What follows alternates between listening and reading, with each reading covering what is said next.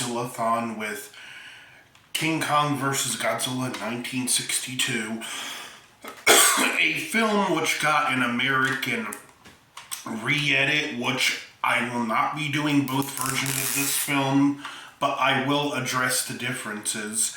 Basically, they added a reporter character who exists only to explain the plot of the film, and they took the Akira Ifukube score out of the movie and replaced it with music from The Creature from the Black Lagoon. Now, I love The Creature from the Black Lagoon. I love the music from that movie, but the music does not fit this movie.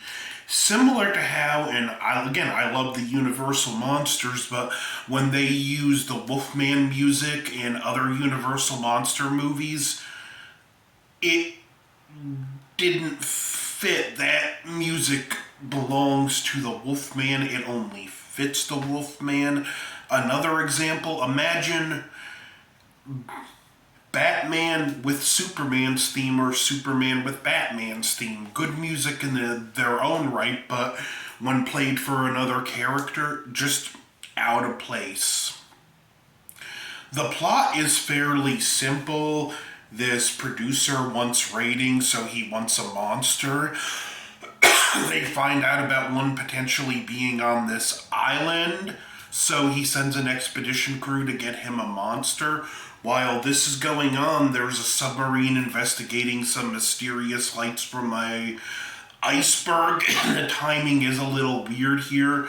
Personally, I would have started the submarine scenes to coincide with the people making it to the island, because it would take weeks to get an expedition like this off the ground, so the timing is a little weird, but it is what it is.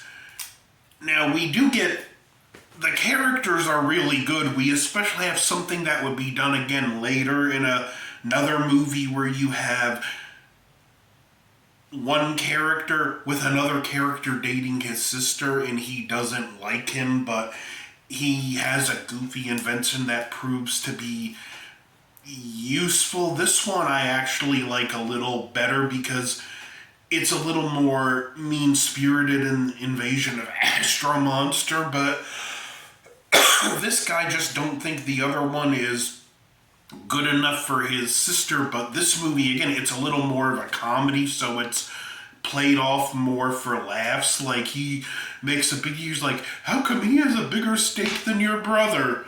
But when the guy shows off this invention he has, which is a wire. It's no thicker than sewing thread, but it's stronger than steel.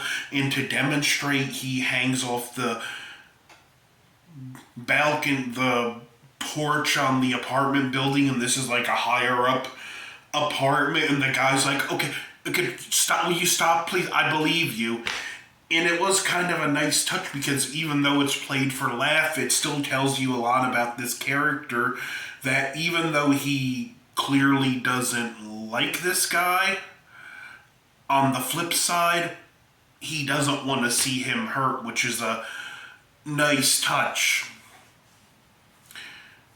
We get the submarine meeting a bad fate, and Godzilla awakening from an iceberg and attacking a military base.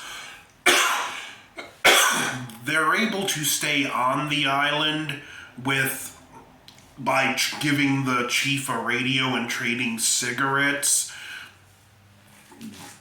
They go on an expedition into the interior looking for Kong, and you get a nice shot where you briefly see him from behind a mountain. You just kind of see the side of his arm, a nice little tease for Kong.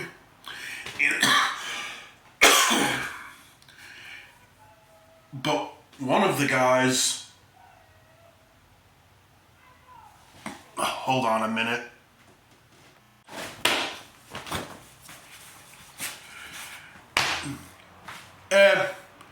Had some homeless people cussing at each other, middle of the day.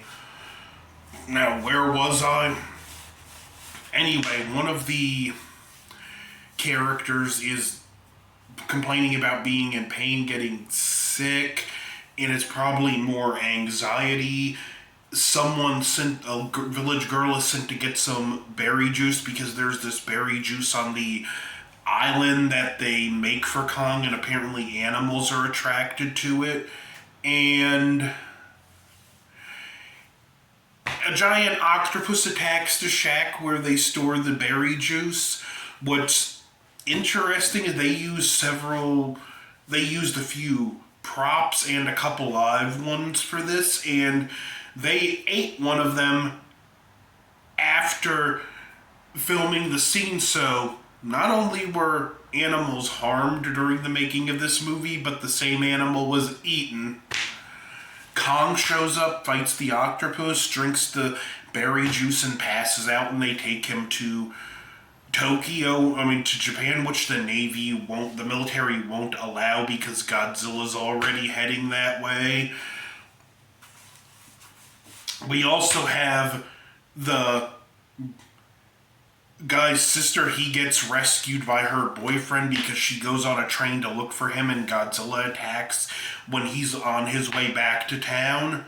It's kind of a nice scene where it does, especially with the proper music that's in the Japanese version, it makes Godzilla feel more threatening. Now, the Godzilla suit in this movie, it's a bit odd. It's on the baggy side. And you can tell, again, this is how they're still learning to do it. And this was a very physical movie where the fighting it did kind of resemble judo, and they needed something with more freedom of movement. So we get this kind of baggy, at times looking Godzilla suit.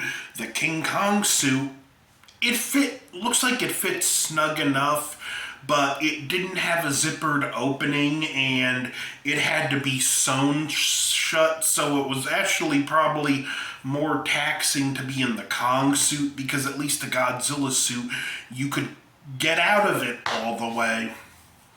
And I do hear the debate all the time between the two movies where Toho got to use Godzilla and Kong, which Kong looks better.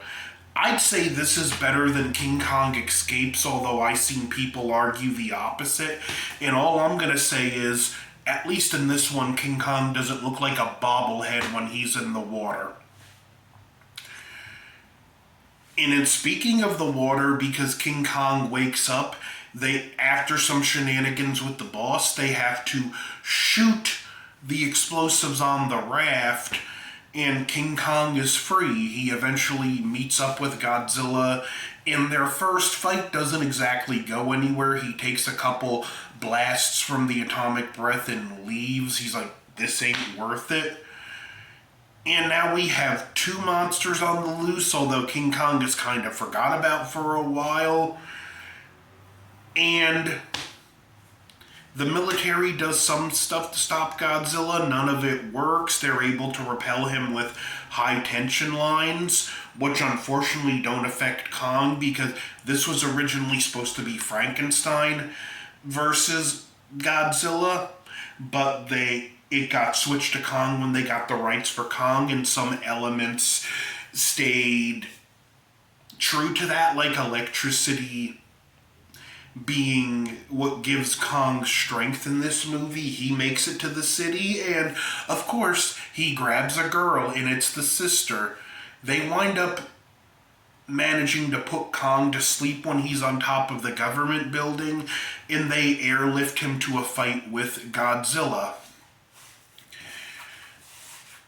Now, interesting though, if it wasn't for the success of Mothra, we wouldn't have gotten this movie, because as I said in my last review, it was after the success of Mothra that Toho decided to start Godzilla back up. And like I said, initially Godzilla was supposed to fight Frankenstein's monster in this, but they got the rights to Kong.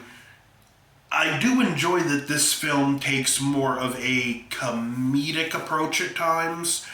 It's definitely not everyone's cup of tea, and I do hear some criticism, but I always found it funny when people were talking about a hypothetical Godzilla versus a new King Kong and Godzilla, they're like, Godzilla's way bigger than Kong, that wouldn't be much of a fight. I'm like, do you people forget this movie existed and it already happened? All you have to do is scale Kong up. If we can expect a bare minimal 50-meter tall Godzilla, why can't we accept a King Kong that's the same height?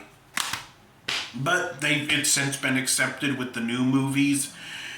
And anyway, when they're transporting Kong with giant balloons filled with helium, there was actually a nice tip of the hat in Godzilla vs. King Kong when they're transporting Kong in that, but they drop it, and at first Kong wants no part of the fight with Godzilla, but he winds up having to fight him.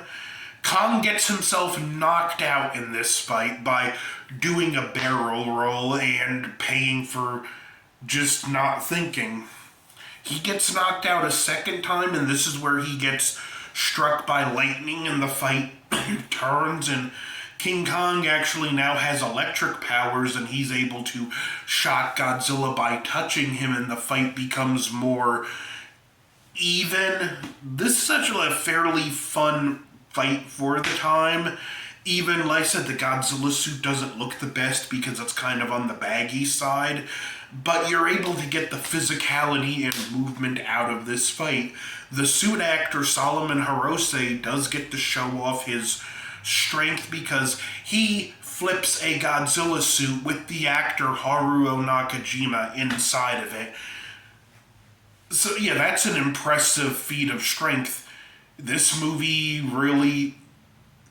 Well, the tradition started in the last movie, but it continues in this, where a pagoda gets destroyed in the fight. And this time it ends with both Godzilla and Kong falling into the water.